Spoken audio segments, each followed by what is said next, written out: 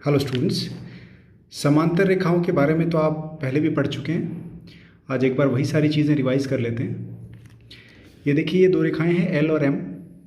ये दोनों समांतर रेखाएं हैं। समांतर रेखाएं वे होती हैं जो एक दूसरे को कभी नहीं काटती, अनिश्चित रूप पर बढ़ाने पर भी एक दूसरे को कभी नहीं काटती। ये दोनों रेखाएं अगर हम बढ़ाते चले जाएं दोनों साइड से, कितना भी बढ़ाएं, कभी भी एक दूसरे को प्रतिच्छेद नहीं करेंगी, काटेंगी नहीं एक दूसरे को।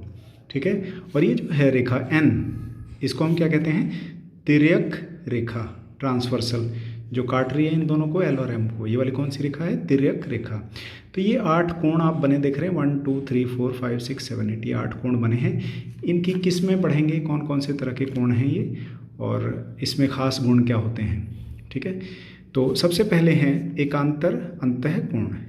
एकांतर अंतःकोण, ये देखिए आप, इस तरह से Z बन रहा है। देखिए, यहाँ से शुरू किया,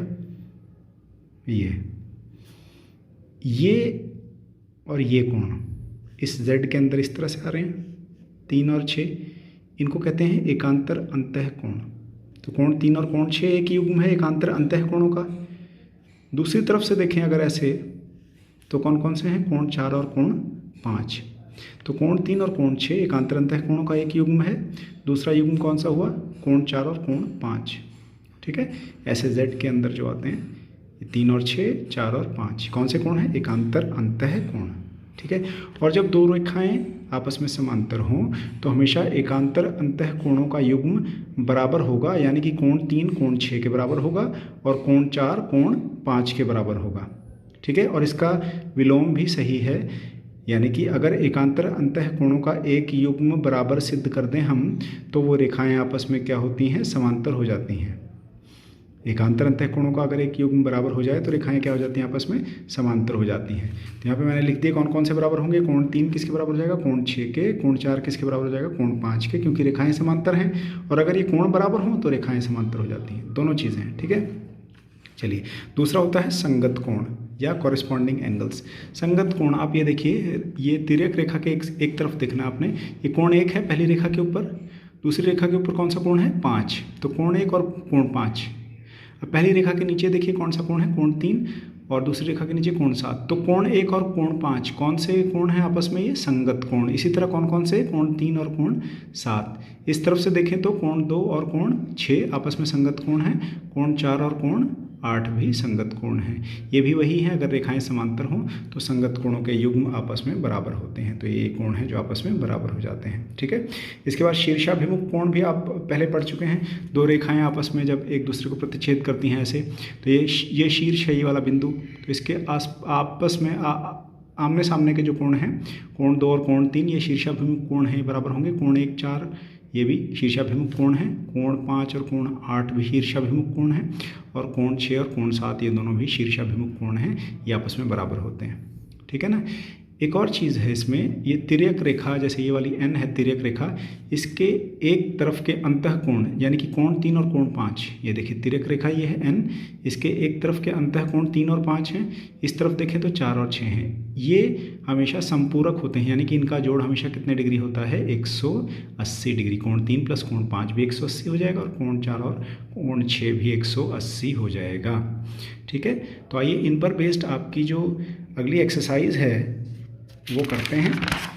प्रश्नावली 6.2, एक्सरसाइज 6.2 करते हैं। पहला क्वेश्चन बड़ा आसान है। आकृति में x और y के मान ज्ञात करने हैं और दर्शाना है कि ए बी सी डी के समांतर है। ये चिन्ह होता है समांतर का, A B is parallel to C D. A B C D के समांतर है, इसको ऐसे पढ़ते हैं। ठीक है। तो सबसे पहले आपको x और y पता करने हैं। अब ये पहले आप देखिए कि ये एक सीधी रेखा जा रही है ऐसे, सीधी रेखा के ऊपर ये दो कोण बने हैं, x और 50। ठीक है। तो इनका योग हमेशा कितना होता है? 180 होता है। रेखे की युग्म बन रहा है ना, दो कोण मिला के रेखे की युग्म बनाते हैं रेखा के ऊपर। तो 50 और x का जोड़ कितना हो गया? 180। तो x कितना हो गया? 180। 50 को उधर ले गए, माइनस हो गया, तो 180 में से 50 घटाए तो x आ गया 130 डिग्री। x आ गया। ठीक है। चलिए, y और 130, ये देखिए, ये आपस में कौन से कोण हैं? y और 130 ये कौन से कोण हैं आपस में? शीर्षाभिमुख कोण। अभी मैंने बताया था आपको, ये एक शीर्ष है, आपस आमने सामने के कोण 130 डिग्री हो गया। ठीक है। तो y कितना हो गया? 130 डिग्री। तो एक्स और वाई दोनों बराबर आ गए, अतः एक्स बराबर वाई आ गए। लेकिन ये एक्स और वाई देखिए जेड के अंदर आता है ना, ये ऐसे करके, तो ये कौन से कोण हैं? एकांतर अंतः कोणों का एक युग्म है, और एकांतर अंतः कोणों का एक युग्म अगर बराबर हो जाए तो रेखाएं क्या होती हैं? आपस में समांतर होती हैं। परंतु एक्स तथा वाई एकांतर अंतः कोणों का एक युग्म है, अतः ए बी सी डी के समांतर हो गया। तो सिद्ध हो गया जो सिद्ध करना था आपने। ठीक है, चलिए दूसरा क्वेश्चन देखते हैं। दूसरा क्वेश्चन है, आकृति में ए बी सी डी के समांतर दे रखा है और सी डी ई एफ के समांतर दे रखा है। अब देखिए, अगर एक रेखा दूसरी के समांतर है, दूसरी तीसरी के समांतर है, तो ये आपस में रेखाएं सारी परस्पर आपस में समांतर हो जाएंगी, यानी कि ए बी भी ई एफ के समांतर हो गया, यानी कि ए बी सी डी और ई एफ आपस में समांतर हो गए।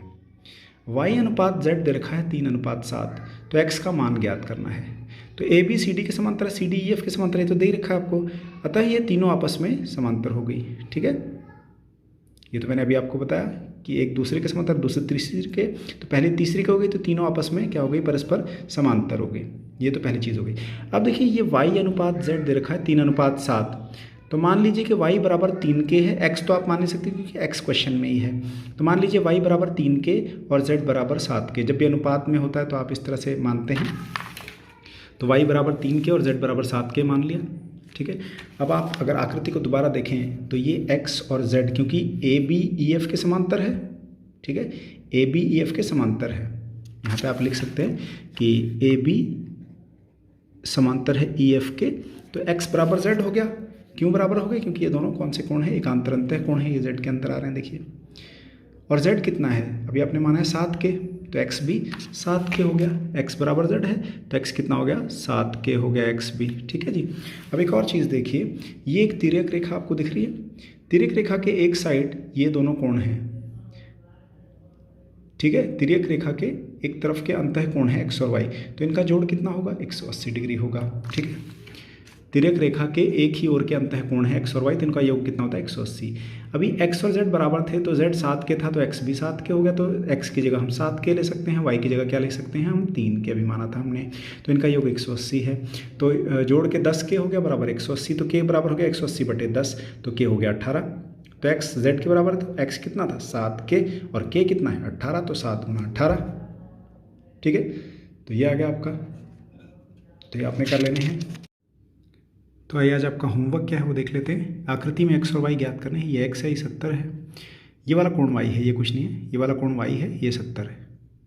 ठीक है, तो x और y आपने ज्ञात करने के बाद ये सिद्ध करना है कि ये रेखा ए बी इस रेखा सी डी के समांतर है। दूसरा प्रश्न है x, y और z ज्ञात करने हैं इस आकृति में। ठीक है, तो स्टूडेंट्स आज के लिए इतना ही। अगली वीडियो तक प्रैक्टिस करते रहिए। All the best.